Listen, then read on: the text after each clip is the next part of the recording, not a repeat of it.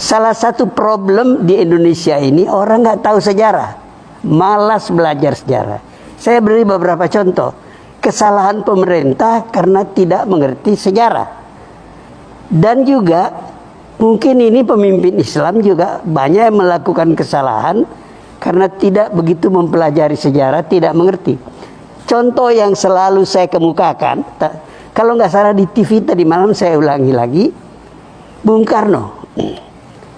Bung Karno itu menjelang Gestapo mengembangkan ideologi Nasakom. Masih ingat? Kalau usia Anda masih sekitar usia saya 77, tentu ingat. Tapi yang muda-muda mungkin nggak ingat. Jadi Nasakom ini gagasan Bung Karno tahun 26. Setelah pemberontakan PKI, Silungkang, Jakarta, dan Banten. Kalah, tumpas oleh Belanda. Dan pemberontak dibuang ke Bovendigul. Bovendigul itu di Papua sekarang. Bung Karno melihat pemberontakan itu gagal karena tidak ada persatuan. Itu komunis saja. Jadi Bung Karno mengajak persatuan nasionalis, Islam, dan komunis. Nggak ada masalah waktu itu. Kenapa tidak ada masalah? Komunis belum jadi ancaman bagi orang Indonesia. Tahun 48, bapak-bapak, ibu-ibu, mudah-mudahan belajar sejarah, tahu ada pemberontakan PKI di Madiun. Banyak korbannya. Korbannya itu banyak alim ulama, ya, perwira-perwira TNI, tokoh-tokoh birokrasi, dan sebagainya. Sejak itu, cara orang Indonesia yang bukan komunis melihat Indonesia itu sebagai ancaman. Lalu terjadi apa yang sebagian besar kita ingat, Gestapo tahun 65. Sejumlah jenderal itu dibunuh oleh PKI. Keadaan itu memperburuk kemungkinan mengembangkan persatuan berdasarkan Nasakom. Akhirnya akan Bung Karno tersingkir dan Nasakom itu tidak dibicarakan lagi, habis sudah sejarahnya. Nah, ini adalah pengalaman yang terekam dengan baik di kalangan orang-orang yang pernah menjadi korban PKI. Siapa itu? Orang-orang Islam yang banyak disembelih oleh PKI dan tentara. Makanya kalau Anda lihat sekarang penentangan terhadap rencana undang-undang HIP itu adalah orang-orang Islam dan tentara, pensiunan tentara terutama. Karena yang tentara nggak boleh berpolitik lagi, gitu. Nah, saya mengatakan seandainya Bung Karno tahun-tahun demokrasi terpimpin sejak 59 sampai tahun 65 menyadari, mempelajari sejarah itu, beliau tidak berkutat mempertahankan Nasakom. Karena mempertahankan Nasakom itulah maka dia akhirnya tersingkir.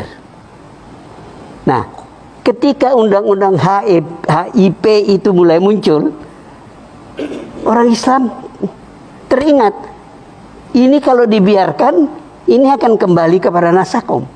Tentara juga, ini berbahaya. Kalau ini dibiarkan, itu bisa kejadian pembantaian seperti dulu. Nah, apakah ada kemungkinan ke sana? Apakah ada bahaya itu ada? Saya adalah orang sejak beberapa tahun terakhir berapi-api bicara baik di kuliah-kuliah saya, ceramah-ceramah saya, dan di televisi. Apa yang saya katakan? Komunis itu sudah bangkrut. Uni Soviet bubar. Cina jadi kapitalis. Vietnam jadi kapitalis. Ada partai komunis di negeri itu, tapi ideologi komunis tidak lagi mereka jalankan. Tapi kalau Anda tanya, saya baca kemarin ada berita dari Beijing, Xi Jinping itu masih menyebut komunis, tapi nggak ada praktik komunis lagi. Saya berkali-kali ke Tiongkok, itu kapitalis betul. Sudah mati itu ideologi. Lah kok masih takut kita di Indonesia? Pengalaman kita menunjukkan di zaman Nasakom sebelum Gestapo, PKI itu berlindung di balik Soekarno untuk menindas orang Islam. Hamka di penjara, sejumlah tokoh-tokoh Masyumi di penjara, tokoh-tokoh Islam. Selain orang seperti Mokhtar Lubis, ya, orang seperti Syahrir, itu semua musuhnya PKI, penjara. Baru bebas setelah Gestapo, dibebaskan oleh pemerintahan Orde Baru. Jadi orang ada ketakutan, jangan sampai PKI itu menyelusup ke dalam PDIP, ya, dan dari dalam menggunakan tangan pemerintah menindas orang Islam. Jangan lupa ada anak PKI namanya Ripka Ciptaning, pernah dengar gak? Yang menulis buku Bangga Jadi Anak PKI. Oke? Dan dia itu adalah pengurus PDIP. Dan dia mengatakan di partai itu ada 2 anak PKI. Apakah dia mau mendirikan partai komunis? Tidak. Tapi dia bisa menggunakan kekuasaan itu meminjam tangan pemerintah, membalaskan dendamnya kepada orang-orang Islam. Ini yang ditakutkan oleh orang Islam, bukan partai komunisnya. Partai itu sudah bangkrut, habis sudah. Jadi kembali lagi, mengapa ini saya jadikan contoh?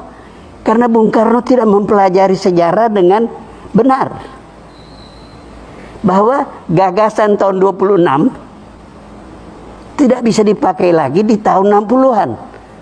Tahun 26 tidak ada komunis internasional, tidak ada perang dingin, tidak ada pertentangan antara Amerika dengan Uni Soviet. Ketika Bung Karno berapi-api bicara persatuan berdasarkan Nasakom di zaman demokrasi terpimpin antara tahun 59 sampai Gestapo, keadaan dunia sudah berubah. Perang dingin luar biasa hebatnya. Dan Indonesia tidak bisa terbebas dari perang dingin itu. Tidak ada negara yang bisa bebas dari pergolakan zaman itu. Nah, seandainya Bung Karno belajar sejarah dengan baik, dia tidak paksakan kehendaknya untuk masyarakat Indonesia. Akibatnya fatal, berapa banyak orang terbunuh setelah Gestapo itu. Tidak semua orang itu komunis, banyak yang nggak ngerti apa-apa. Saya termasuk wartawan pertama yang datang ke Pulau Buru tahun 68 saya kira. Gelombang pertama orang-orang tahanan itu dilepas. Saya interview beberapa orang. Yang saya ingat ada seorang pakai kopiah haji di tengah-tengah lapangan gitu. Saya datangi, Bapak Haji ya? Ya Pak. Loh, Bapak kok PKI? Dia bilang, katanya Pak, PKI itu Partai Kaji Indonesia. Coba lihat lihainya komunis itu. Kaji. Jadi ini Bapak ini nggak ngerti apa-apa. Dipropagandai, mungkin dapat fasilitas, dan PKI kan jago dalam soal-soal seperti itu. Dia bagi-bagi tanah para ulama, para pesantren begitu, kepada orang-orang yang tidak mengatakan ini orang-orang Islam ini kapitalis memeras rakyat, kamu ambil tanahnya. Nah, ini kemudian menjadi bahan konflik, sehingga setelah Gestapo banyak pembantaian terhadap orang-orang PKI karena dia dulu merampas tanah-tanah wakaf, tanah-tanah para haji yang dianggap sebagai pemeras dan sebagainya. Nah, dari pengalaman sejarah itu, tadi saya melanjutkan uraian Anda mengenai pentingnya sejarah itu. Dari pengalaman itu kita lihat, kalau tidak hati-hati membaca sejarah, Anda akan berbuat salah. Contoh yang baik, di tahun-tahun 20-an, 30-an, itu Belanda berkampanye, itu otak pemikirannya Profesor Snoeck-Horgeroonya berkampanye membuat orang-orang Islam itu sekuler. Mereka